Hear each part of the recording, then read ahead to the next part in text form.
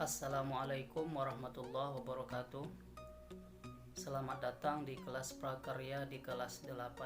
Sebelum membahas tentang materi kita prakarya, Bapak memperkenalkan diri terlebih dahulu. Perkenalkan, nama Bapak Muhammad Yamin.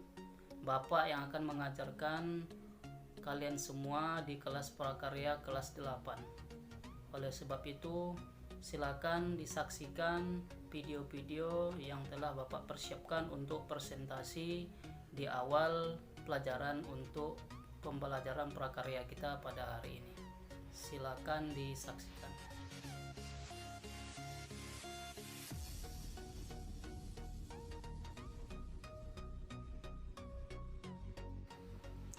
Nah, baik, sebelum kita memulai pembelajaran kita harus mengetahui terlebih dahulu peta konsep kerajinan dari bahan lunak.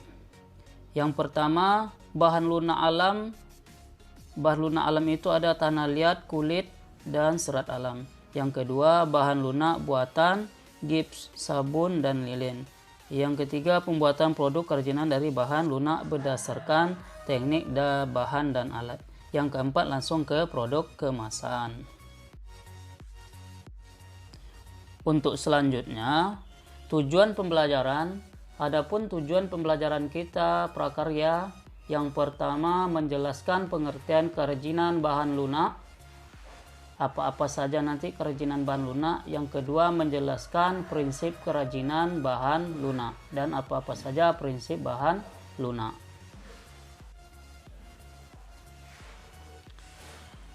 Nah, kerajinan bahan lunak alam adalah produk kerajinan yang menggunakan bahan dasarnya bersifat lunak.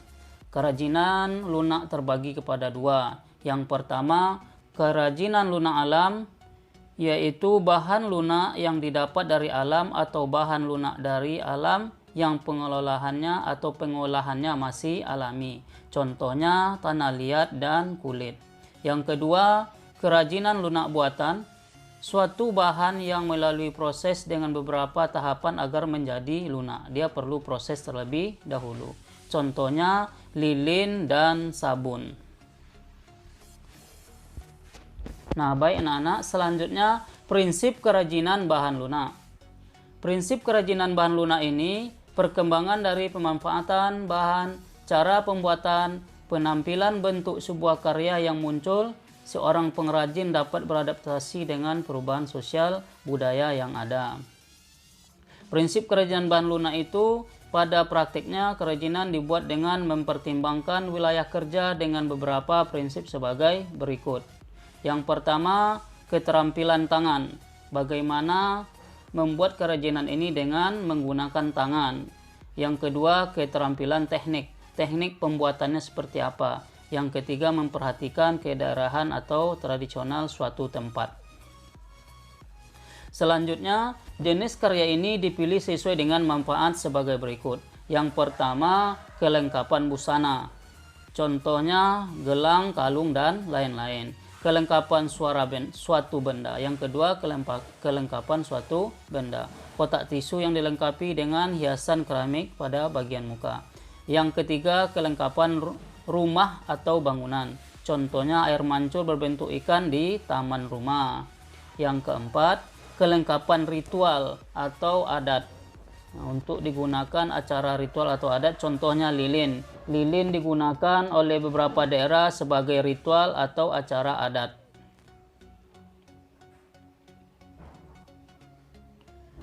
Jadi ada tiga ya, jenis karya ini ada tiga manfaatnya: kelengkapan busana, kelengkapan suatu benda, kelengkapan rumah atau bangunan, dan kelengkapan ritual. Ada 4 contoh yang telah Bapak sampaikan.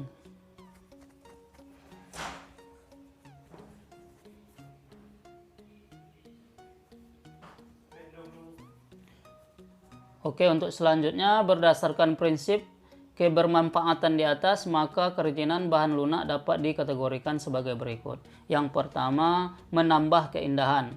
Yang kedua, memberikan kekhasan suatu benda, khas dia suatu benda tersebut. Yang ketiga, menjadi persyaratan pemakaian.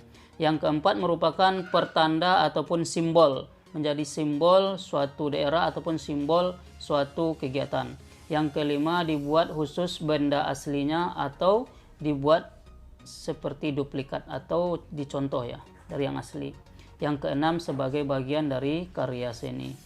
Demikian pembelajaran kita pada hari ini. Jangan lupa like, share, dan subscribe-nya.